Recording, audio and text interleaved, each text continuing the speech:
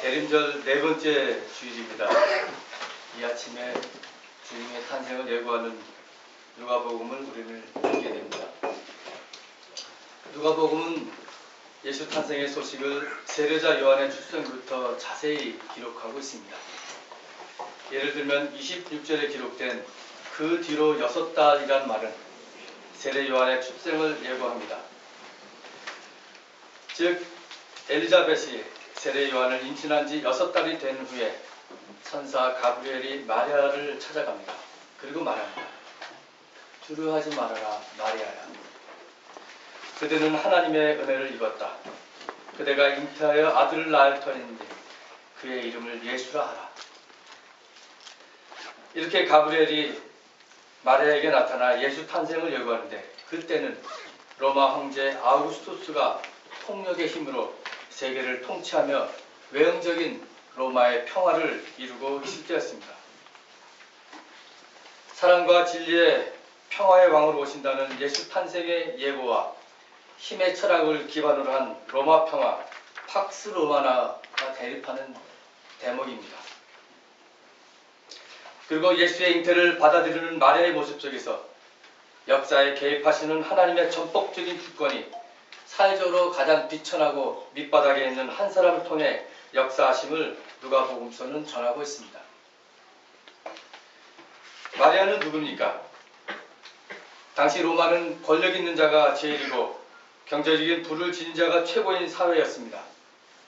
그리고 가부장적인 사회에서 집안에서는 가장인 남자가 제일이었습니다. 이런 사회 구조 속에서 여자는 남자에게 예속되어 있고 인격적인 존중을 받지 못하는 사회였습니다. 마리아는 이런 사회 속에서 경제적으로나 사회적으로 제일 밑바닥에 있는 힘없는 여성이었습니다. 바로 이 마리아에게 하나님의 은총을 내리고 그녀에게서 태어나는 아기가 하나님의 아들이라 불리게 될 것이라는 놀라운 소식이 전해진 것입니다. 그래서 그 아들을 여호와께서 구해주신다는 뜻의 예수라는 이름으로 지으라고 천사는 말합니다. 여기서는 우리는 일종의 도식을 발견하게 됩니다. 인간에게 오시는 하나님과 그 하나님께 대한 인간의 응답이라고 하는 도식입니다. 그것은 성서 전반에 나타나는 하나님과 인간의 만남의 도식이라고 말할 수 있습니다. 성서는 하나님이 먼저 인간에게 스스로 다가오시는 분임을 보여주고 있습니다. 언제나 먼저 인간에게 오시는 하나님의 모습을 보여주고 있습니다. 하나님은 인간과 자연을 아름답게 창조하신 후에 아이고 이제는 관심 없다. 내가 이렇게 아름답게 잘 창조해 놨으니 너희들끼리 잘 알아서 잘 살아봐라 하고 이 세상을 훌쩍 떠나서 저 구름 위에 앉아있는 그런 옥황상제가 아니었습니다. 오히려 하나님은 이 세상을 창조하신 후에도 끊임없이 우리가 잘 살 수 있도록 행복하도록 평화롭게 살라고 인간의 역사에 늘 개입하시는 분이었습니다. 그래서 성서 하나님은 인간에게 오시고 인간에게 말을 건넨 분으로 역사의 하나님이십니다. 그 하나님은 미디안으로 도망간 모세를 부르신 하나님이었습니다. 하나님의 백성들이 강제 노역 속에서 이제는 못 살겠다고 아우성치자 하나님은 미디안에 가서 이드로의 딸과 결혼하여 평범한 가정을 이루고 살았던 모세를 부르십니다. 내 백성을 해방하라고 모세를 부르신 것입니다. 타지 않은 떨기나무에서 하나님은 모세야 모세야 하고 모세를 부르셨고 모세는 예 제가 여기 있습니다 라고 하나님께 응답했습니다. 하나님이 모세를 이집트의 바로에게 보내는 순간이었습니다. 여기서 우리는 하나님의 오심과 인간의 응답을 볼 수 있습니다. 어린 사무엘이 하나님의 부르심을 받습니다. 사무엘이 엘리의 곁에서 주님을 섬기고 있을 때 하나님이 그를 부르십니다. 사무엘아 사무엘아 하고 3번씩이나 부르셨습니다. 허나 어린 사무엘은 그것이 하나님이 부르신 것을 깨닫지 못하고 엘리가 부르는 줄 알고 저를 찾았습니까 하고 엘리를 찾아갑니다. 그러나 엘리가 3번씩이나 찾아오는 사무엘을 보고 이것은 하나님께서 부르시라는 음성을 갈고 이제 하나님께서 또 너를 부르거든 주님 말씀하십시오. 주님의 종이 듣고 있습니다 라고 이렇게 얘기하라고 했습니다. 마침내 하나님이 또 사무엘을 다시 부릅니다. 그제서야 사무엘은 말씀하십시오. 주님의 종이 듣고 있습니다 하고 하나님의 부르심에 응답하여 마침내 이스라엘 백성들을 위한 사사가 됩니다. 하나님의 오심과 인간의 응답입니다. 이사야 선지자의 부르심도 마찬가지입니다. 하나님께서 먼저 말씀하십니다. 내가 누구를 보낼까? 누가 우리를 대신하여 갈까? 이사야가 말합니다. 제가 여기 있습니다. 저를 보내주십시오. 이렇게 하나님께서 먼저 이사야를 찾으셨고 부르셨습니다. 그리고 이사야는 그 하나님의 부르심에 응답했습니다. 하나님의 오심과 인간의 응답입니다. 그 외에 구약의 예언자들이 부르심도 받고 하나님이 부르심을 받았는데 하나님이 먼저 그들을 찾아왔고 부르셨던 것입니다. 이것을 신탁, 오러클이라고 합니다. 예수와 그의 제자들의 만남도 이와 같습니다. 예수께서 갈릴리 바닷가를 걸어가시다가 두 형제 베드로라고 하는 시몬과 그의 형제 안드레가 그물을 던지는 것을 보고 그들을 부르셨습니다. 나를 따라오너라. 내가 너희를 사람 낚는 업으로 만들겠다. 그러자 그들은 곧 그물을 버리고 예수를 따라갔습니다. 그리고 또 예수께서는 다른 두 형제 세베대의 아들 야고보와 그의 동생 요한을 보고 부르셨습니다. 그들도 곧 배와 자기들의 아버지를 놓아두고 예수를 따라갑니다. 예수께서 먼저 그들을 부르신 것입니다. 제자들이 먼저 가서 주님 나를 뽑아주십시오 하고 나를 부르십시오 하고 찾아간 것은 아니었습니다. 내가 수제자가 되겠으니 주님 나를 부르십시오 하고 베드로가 먼저 예수를 찾아간 것은 아니었습니다. 고기잡이만 하던 그들이 세상을 구원하고자 예수의 제자의 삶을 살게 된 것은 그리스도가 먼저 불렀기 때문입니다. 예수의 오심과 인간의 응답입니다. 이것은 바울의 인생 역정 속에서도 그대로 나타납니다. 바울이 다마스쿠스 가까이 이르렀을 때 그는 하늘에서 환한 빛이 그를 둘러 비추며 사울아 사울아 네가 왜 나를 핍박하느냐 하는 주님의 음성을 듣습니다. 주님 누구십니까? 하는 질문에 나는 내가 핍박하는 예수다 라는 말을 사울은 듣습니다. 그리고 이 순간 사울이 바울이 되었고 그의 인생이 달라지는 변화의 시간을 그는 경험했습니다. 예수를 만나기 전 그는 그리스도인들을 핍박하고 예수 믿는 사람을 잡아들이려고 혈안이 된 사울이었지만 부활한 주님을 만난 후 이제 그는 핍박자에서 전도자의 삶을 살게 되었습니다. 이렇게 주님께서 먼저 바울에게 오셨고 오시는 주님을 그는 만났던 것입니다. 하나님의 오심과 인간의 응답입니다. 마리아도 이런 도식으로 보면 마찬가지입니다. 그대가 잉태하여 아들을 낳을 터이니 그의 이름을 예수라 하라는 말을 듣고 마리아는 나는 남자를 알지 못하는데 어떻게 이런 일이 있겠습니까? 했습니다. 그러나 천사 가브리엘이 보아라 도저히 불가능한 엘리자벳이 이미 임신을 했다. 그런 말을 합니다. 그 말을 듣고 마리아는 보십시오. 나는 주님의 여종입니다. 당신의 말씀대로 나에게 이루어지기를 바랍니다. 합니다. 당신의 말씀대로. 하나님의 부르심에 대한 인간의 응답입니다.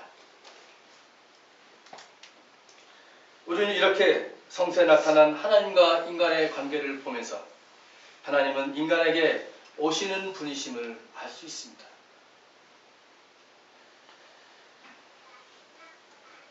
그래서 독일의 신학자 칼 바르트는 성서도 이러한 차원에서 새롭게 이해하고 있습니다. 그에 의하면 성서는 인간이 하나님을 발견하고 위로받는 책이 아니라 하나님이 어떻게 인간을 구원하시고 이 세상을 섭리해 가는지를 보여주는 책이라고 했습니다. 그에 의하면 성서는 하나님에 관한 인간의 생각이 아니라 인간에 관한 하나님의 생각을 보여주는 책이라고 합니다. 성서는 인간이 하나님을 찾아가는 길을 보여주는 것이 아니라 어떻게 하나님이 인간을 찾아왔는지를 보여주는 책이라는 것입니다. 바르트에 의하면 인간과 전적으로 다른 하나님은 인간과 세상에 대해 오고 있는 분이며 그 오심을 통해서 이 세상을 근본적으로 변혁시키는 분이시라는 것입니다. 하나님은 오시는 분이라는 겁니다. 인간에게. 하나님은 이렇게 인간에게 다가오시어 인간을 만나주시고 그 만남을 통해서 세상을 변화시키는 분입니다.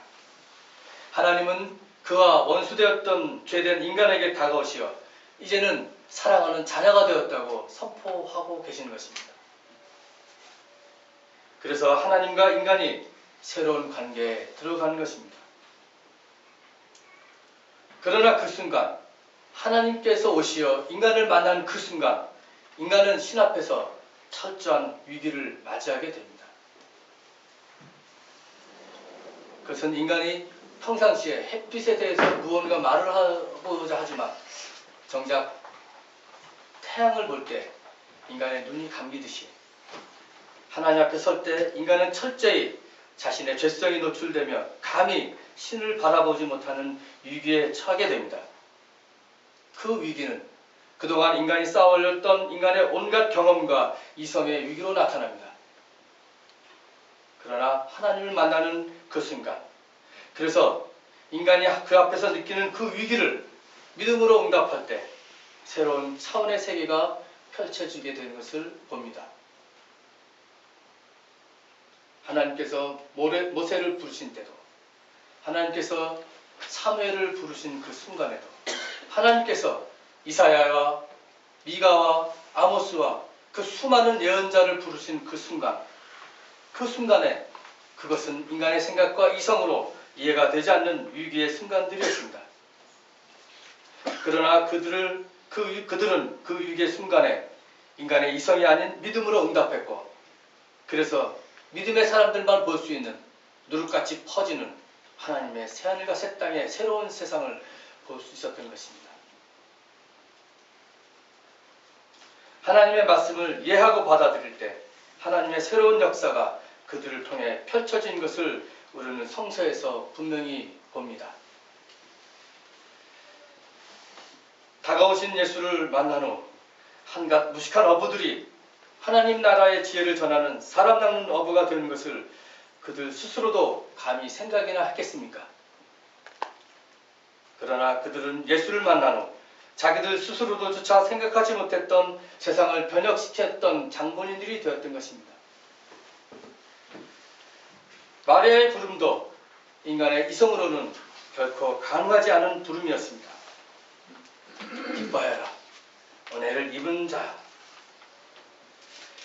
주님께서 그대와 함께 하신다는 그 첫마디에 마리아는 좀 놀랐습니다. 마리아의 위기입니다. 그러나 두려워하지 말라. 그대는 하나님의 아들을 낳을 것이라는 말을 듣고, 그리고 엘리자벳의 임신 사실을 듣고, 그래서 하나님께는 불가능한 일이 없다는 확신을 가지고 이제 마리아는 더 이상 방문하지 않습니다. 이제는 보십시오. 나는 주님의 여종입니다. 당신의 말씀대로 나에게 이루어지길 바랍니다. 이렇게 고백합니다. 이렇게 응답합니다. 당신의 말씀대로. 당신의 말씀대로 나에게 이루어지길 바랍니다. 이것은 앞으로 닥칠 미혼모의 삶을, 그 어려움을 이기겠다는, 그래서 세상을 구원하시겠다는 하나님의 계획에 응답하겠다는 결단입니다. 그래서 마리아는 예수를 잉태하게 되었고 세상을 구원하시는 어머니가 된 것입니다. 오늘 우리는 각자의 삶을 통해 나타난 하나님의 부르심을 돌아봅니다. 우리의 삶 속에 오시는 하나님을 믿음으로 응답한 경험들이 아마 여러분도 많이 가지고 있을 것입니다. 이렇게 하나님의 뜻에 믿음으로 응답할 때 불가능한 것들이 가능하게 되었음을 봅니다. 자녀의 탄생과 성장 과정을 통해서도 불가능이 가능하게 되었음을 봅니다. 직장생활을 통해서도 도저히 인간의 생각과 계획으로는 가능하지 않은 그 일들이 가능하게 되었던 일도 있을 것입니다. 그때는 깨닫지 못했지만 지나고 나고 보니 크고 작은 그 모든 일들이 하나님의 은혜였던 것입니다. 자신의 생애를 돌이켜보며 모든 것이 하나님의 은혜라고 고백했던 바울의 말이 떠오릅니다. 나는 사도들 가운데 가장 작은 사도입니다. 나는 사도라고 불릴 만한 자격도 없습니다. 그것은 내가 하나님의 교회를 박해했기 때문입니다. 그러나 나는 하나님의 은혜로 오늘의 내가 되었습니다. 나에게 베풀어 주신 하나님의 은혜는 헛되지 않았습니다. 나는 사도들 가운데 어느 누구보다도 더 열심히 일하였습니다. 그러나 이렇게 한 것은 내가 아니라 나와 함께 하신 하나님의 은혜입니다. 고린도전서 15장 9절에서 10절에 나오는 사도 바울의 신앙 고백입니다. 부활한 주님을 만난 후 바울은 그 전에 모든 것을 다 쓸모없는 배설물로 여기면서 이제는 자신이 이방인을 위해서 복음을 전파하는 사도로 쓰임받은 것을 감사하며 그것을 오직 하나님의 은혜라고 했습니다. 하나님이 인간에게 오셔서 사람과 세상을 변화시키는 이 과정에서 불가능한 것들이 가능하게 된 것은 오직 하나님의 은혜인 것입니다. 그 하나님의 은혜의 역사는 과거에도 오늘도 그리고 내일도 변함없이 우리를 도우실 것입니다. 역사의 희망도 바로 오시는 하나님을 통해 오늘 우리는 바라볼 수 있습니다. 오시는 하나님을 통해 오늘도 우리는 희망을 가지고 하루하루를 살아갈 수 있는 것입니다. 점점 잊혀져 가기만 하는 세월호 유가족들의 아픔, 다시 고공농성을 시작한 쌍용 자동차 노동자들, 해고된 이 땅의 비정규직 노동자들, 이러한 상황 속에서 우리는 진정으로 역사의 희망을 바라볼 수 있겠습니까? 사방팔방이 어둠에 갇혀 희망이 없는 오늘의 현실 속에서 당신의 말씀대로 라는 마리아의 고백을 보면서 우리는 다시 한번 역사의 희망을 가질 수 있습니다.